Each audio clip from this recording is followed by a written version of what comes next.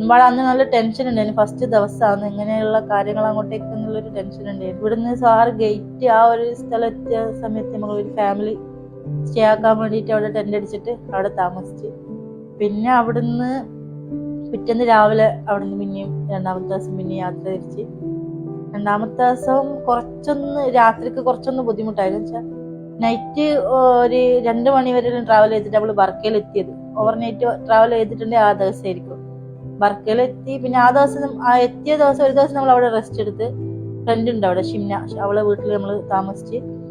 പിന്നെ അവിടെ നിന്ന് ഫ്രഷ് ആയി പിറ്റേ ദിവസം നമ്മൾ ഇറങ്ങി. അവിടെ നിന്ന് നേരെ അൽക്കൂദിലേക്കാണ് പോയത്.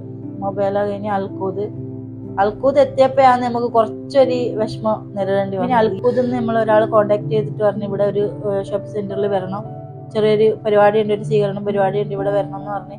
നമ്മള് പോകുന്നതിന്റെ ഇടയിൽ ഒരു 2-3 ആൾക്കാർ നമ്മളെ കാണാൻ വേണ്ടി അങ്ങനെ വന്നു. അങ്ങനെ 1 മണിക്കൂർ നമ്മൾ ലേറ്റ് ആയി.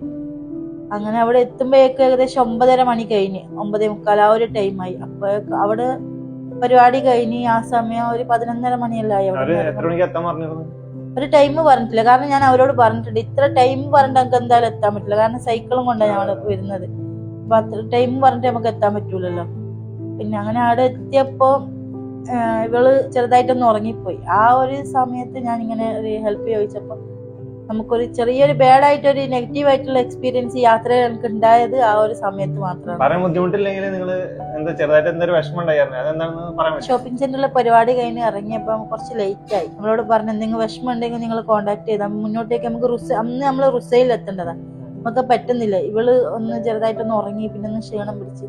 ഞാനിങ്ങനെ പറഞ്ഞു. അങ്ങനെ അവർ 2 പേരെ അയച്ചു തന്നു. ആ 2 ആൾക്കാരാണ് നമ്മൾ ഇവിടുന്ന് അങ്ങോട്ടേക്ക് കുറച്ചൊരു മാനസികമായിട്ട് നമ്മളെ തളർത്തുന്ന രീതിയിൽ. കാരണം അവർ പറഞ്ഞു വെച്ചാൽ ഫെയിം ആകാൻ വേണ്ടി ഇറങ്ങിയതല്ലേ, ഇത്രത്തോളം ആയില്ലേ, ഇനി ആരും അറിയണ്ട, വന്നതുപോലെ നാളത്തെ സോഹാർ വണ്ടിക്ക് തിരിച്ചു പോയിക്കോളണം.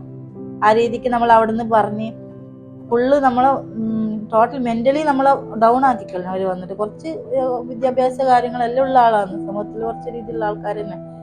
പെണ്ണല്ലേ, പെണ്ണിന്റെ പണി എടുത്താൽ പോരെ.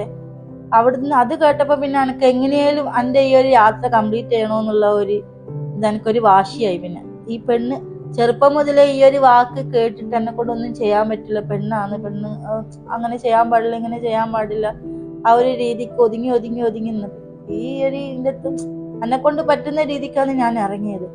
ഇത്രയും ബാഡായിട്ടുള്ള ആ ഒരു